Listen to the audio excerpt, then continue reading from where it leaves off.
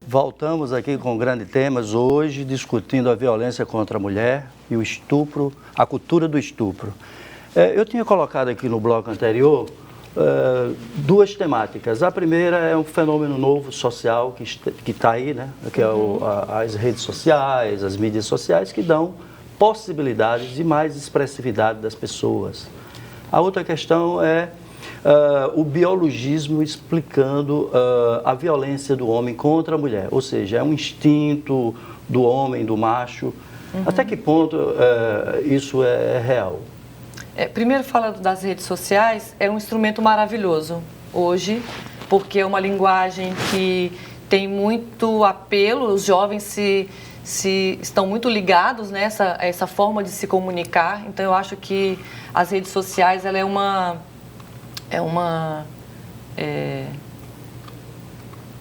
força a mais, né, para a gente propagar essas ideias, né, de difundir a questão da violência, né, de você poder discutir isso com pessoas de vários lugares. Então, como linguagem, como expressão dessa sociedade contemporânea, né, de jovens utilizando muito a rede social, eu acho que é maravilhoso.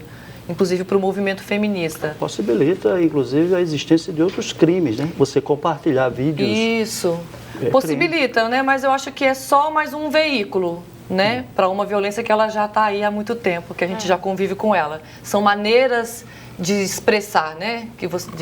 São instrumentos e novas linguagens de se expressar uma coisa que é endêmica na sociedade que a gente vive.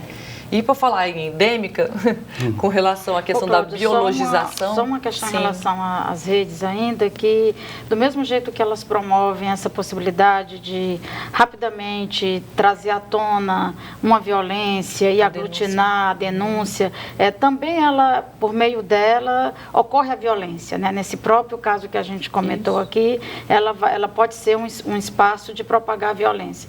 Por isso que eu acho que a gente tem que entender as redes sociais na sua contradição.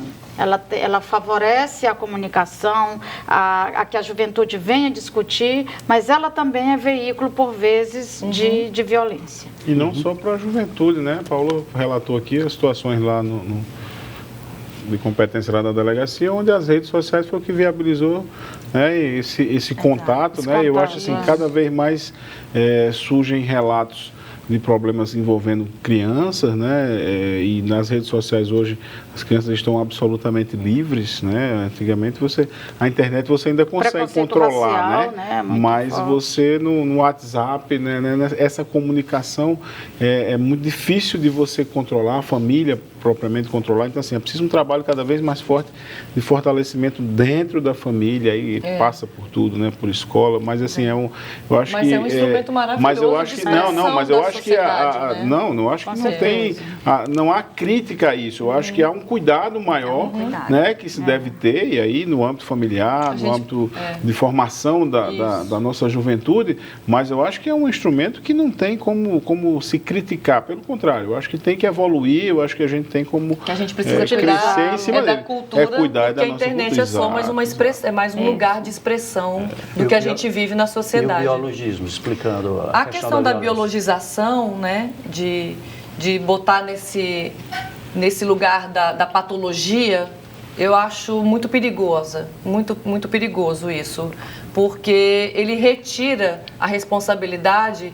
de nós, pessoas, enquanto pessoas, né, com livre-arbítrio, com expressões, com desejos, né, de sermos responsabilizados pelos nossos atos. Então, eu acho que é mais uma tentativa de colocar o homem nesse lugar de poder, quando você diz, é o instinto, mas instinto como, né? Os homens não evoluíram como as mulheres, não são pessoas, não raciocinam, não conversam, não são capazes de aprender, né? Então, eu acho que esse discurso da biologização, de colocar nesse lugar, porque tem um instinto, porque nasceu assim, eu recuso, eu repudio totalmente. Nós somos pessoas capazes de produzir conhecimento, né, capazes de produzir empatia. Nós somos capazes de aprender a amar, somos capazes de aprender que somos violentos, né? A violência é um comportamento que se aprende, né? É uma característica, é uma expressão de ser humano.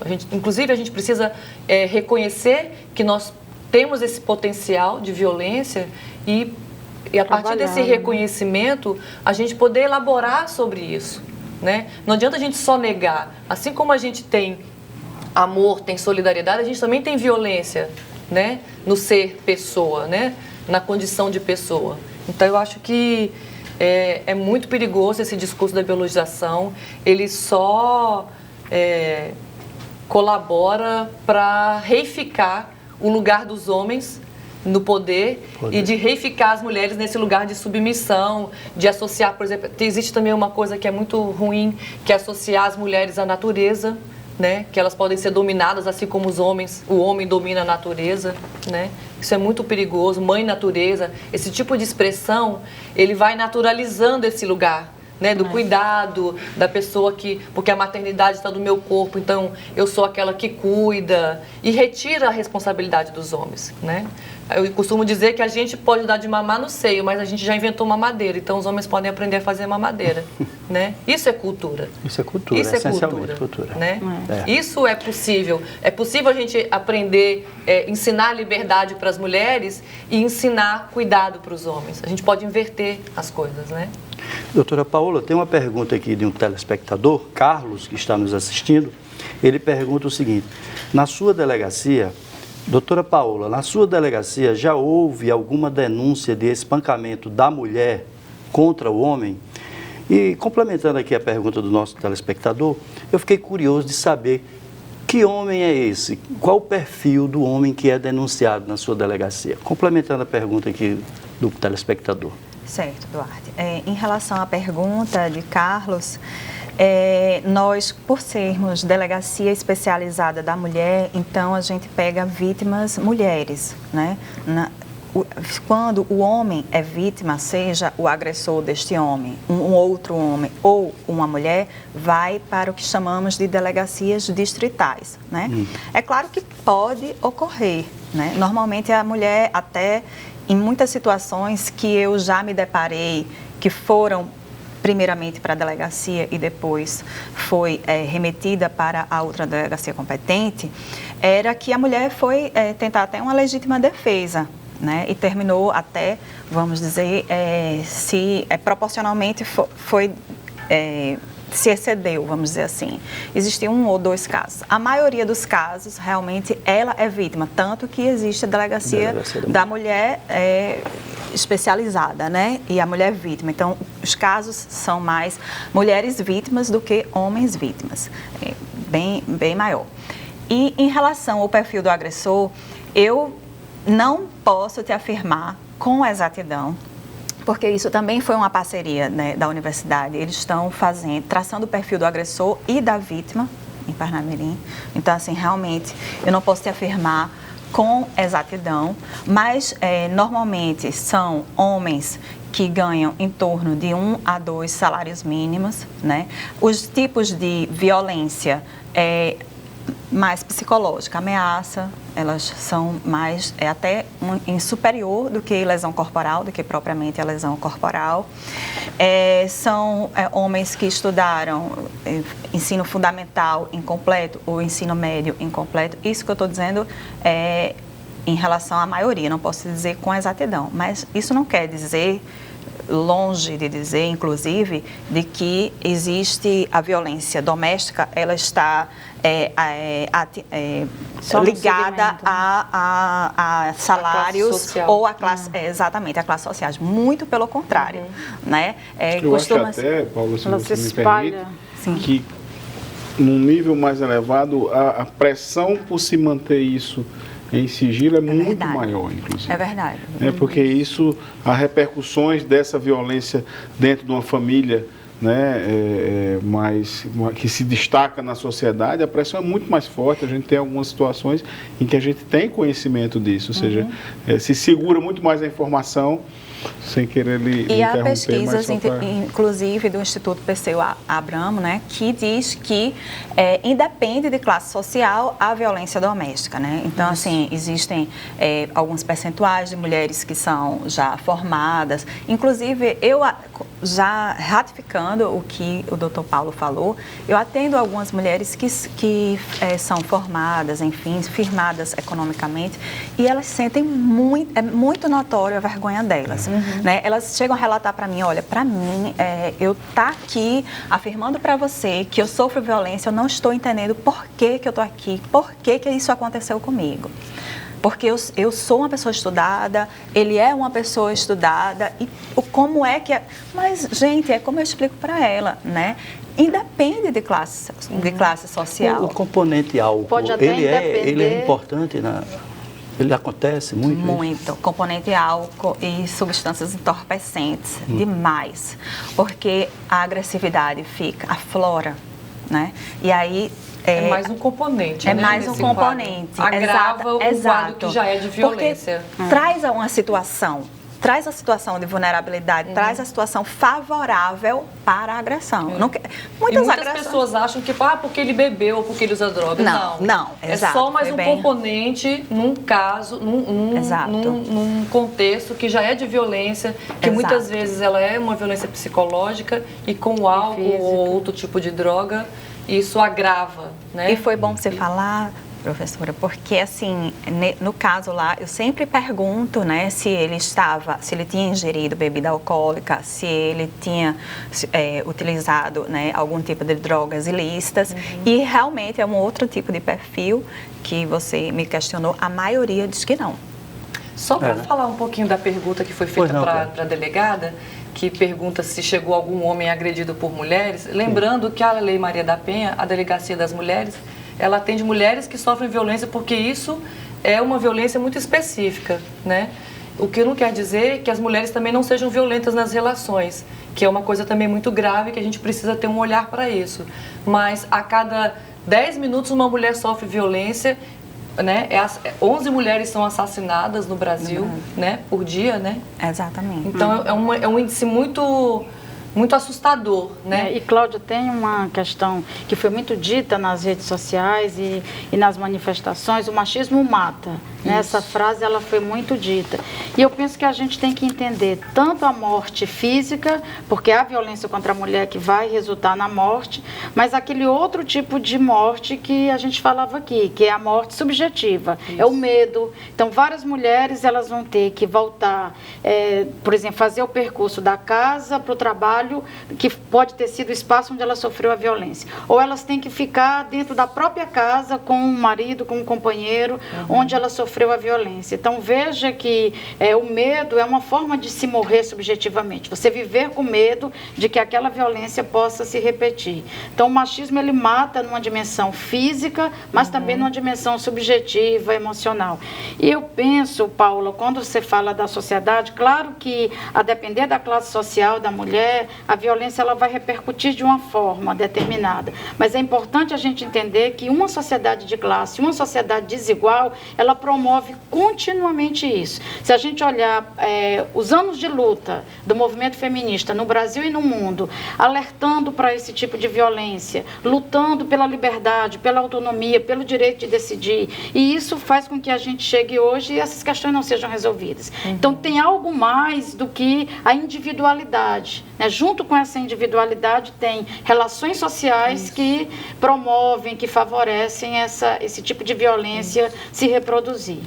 Aí é muito legal, só um minutinho, claro. Porque a professora coloca uma coisa importante, que aí está relacionada com a coisa da biologia, que nós mulheres temos um corpo, né? Eu sou biologicamente um corpo de mulher, né? Feminino, né? E o homem um corpo masculino. Essas diferenças biológicas, elas são transformadas nessas desigualdades que são sociais, que são culturais, né? Então a gente precisa ter ter coisa. Ah, porque homem e mulher são diferentes. Sim, nós somos diferentes, mas nós não devemos ser desiguais. E olha, Então, assim, Cláudia, essa que a diferença gente biológica aqui- que é muito forte para as mulheres, que coloca as mulheres num lugar da maternidade, da casa, do privado, isso ainda é muito presente na sociedade.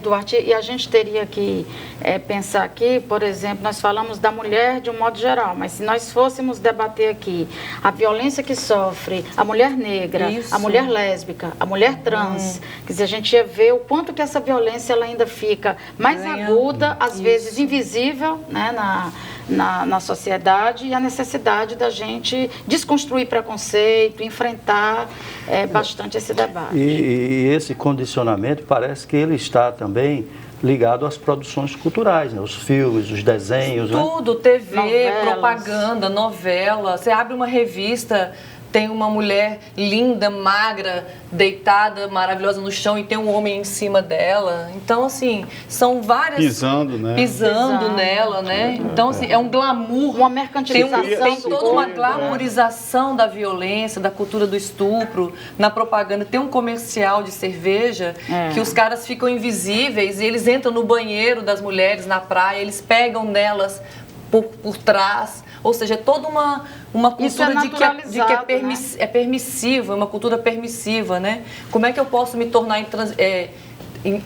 transparente, invisível e ter o direito de tocar na pessoa sem que ela me veja, né? Então, é toda uma cultura que a gente precisa enfrentar. Essa coisa tem uma coisa que é muito interessante, que dessa questão do estupro, que eu acho que a gente precisa também analisar, e eu acho que merecem estudos dentro da academia sobre isso, que é quando os homens estupradores, quando são presos, eles normalmente existe uma ética dentro da cadeia, né, que os homens são estuprados pelos homens lá dentro, né? Esse homem que estuprou a mulher, que é uma ética. E o que eles dizem é muito simbólico. Eles dizem: você vai ver o que é bom, nós vamos te estuprar para você virar uma mulherzinha, você vai virar mulherzinha. E o que é virar mulherzinha? É igual a estupro. É o estupro. Ou seja, então, é uma coisa que está muito presente, muito arraigada na sociedade, que a gente precisa olhar para ela com muito cuidado, não fazer uma linguagem, uma leitura muito simplista, sabe? Precisa as suas contradições, como a professora Silvana falou, né? Doutor Paulo, eu fiquei muito preocupado com esses dados de crianças dentro da própria casa sendo espancadas, agredidas, estupradas. O que é que o senhor diria, como advogado, como representante da OAB, para as pessoas que estão vendo isso dentro de casa, mas por N questões, que inclusive foram tocadas aqui, não vão para a delegacia, não procuram um vizinho, não procuram levar isso adiante, até porque às vezes não tem o conhecimento de como fazer isso de maneira mais adequada, não tem segurança. Nós temos algumas estruturas de apoio nesses casos, nós temos o Ministério Público da Infância, nós temos as próprias delegacias que podem receber, é preciso se denunciar. O crime praticado dentro de casa é muito difícil de você ter a testemunha de fora, né? É muito difícil você ter situações como nós tivemos agora recente, de hoje cada vez mais fácil, né? Você gravar, você ter câmeras em casa, mas de ter situações em que sejam filmadas, né? Uma babá agredindo as crianças da casa, os próprios pais. Então, na verdade, o que tem que se buscar é uma mudança cultural, mas que ela tem que vir acompanhada de uma estrutura de apoio a quem leva isso. O Silvano falou uma coisa interessante, a mulher às vezes ela vai percorrer o mesmo caminho, vai conviver com o agressor, e isso nós temos números também que são interessantes não, que são desastrosos, né? Interessantes para a nossa análise, que é o alto grau de reincidência nessas situações. Então, assim, da violência, normalmente quando se vai à delegacia, quando se volta à delegacia 2, 3, 4 vezes, é o mesmo agressor, né? Então, assim, é preciso que o Estado haja de forma mais séria, seja mais presente. E, claro, se cria uma estrutura que nós caminhamos a passos lentos, mas que já existe, por exemplo, de proteção à testemunha, né? Nós já temos um programa de proteção à testemunha que não é aquele que aparece nos filmes americanos, mas já é um que permite, de fato, você ter uma proteção do Estado por denunciar uma violência, por denunciar uma agressão. Então, é preciso estimular muito mais a que se crie uma cultura, acabar com essa cultura da violência, a cultura do estupro, e se cria uma cultura, como você falou, Cláudia, de empatia, né? Que se tenha de fato o ser humano que está à nossa frente como nosso irmão, né? E eu acho que essa cultura passa por tudo.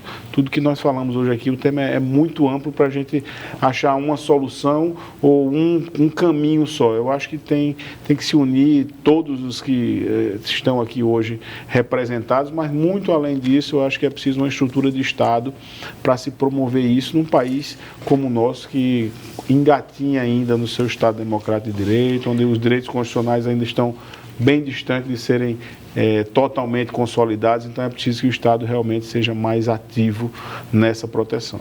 Doutor Paulo, nós estamos, e os demais convidados, nós estamos chegando ao final do nosso programa e rapidamente eu queria que a doutora Paula informasse se existe algum telefone, algum número que as pessoas pudessem telefonar para recorrer em alguma ajuda ou fazer alguma denúncia.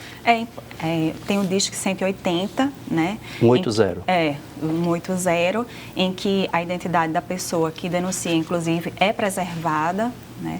E é importante porque chega à delegacia, tanto através do Ministério Público como através da CODIM, eles repassam as informações, repassam a denúncia, e assim que chega, normalmente todas as delegacias, principalmente as especializadas, eles já fazem as diligências necessárias. Muitas vezes chegam casos de supostos cárceres privados, a própria CODIM já liga lá para a delegacia, olha, eu já estou mandando, por favor, e a gente faz a diligência para ver. E atualmente foi uma parceria do Ministério Público também com a universidade, em que os estudantes estão fazendo essa triagem inicial do 180. Então, assim, está sendo bem rápido as diligências para a denúncia do 180. Obrigado, doutora Paula. Agradeço também aos demais convidados. Chegamos ao final do nosso programa. Agradeço também a você, telespectador, que ficou assistindo o nosso programa até essa hora. Muito obrigado e até o próximo programa.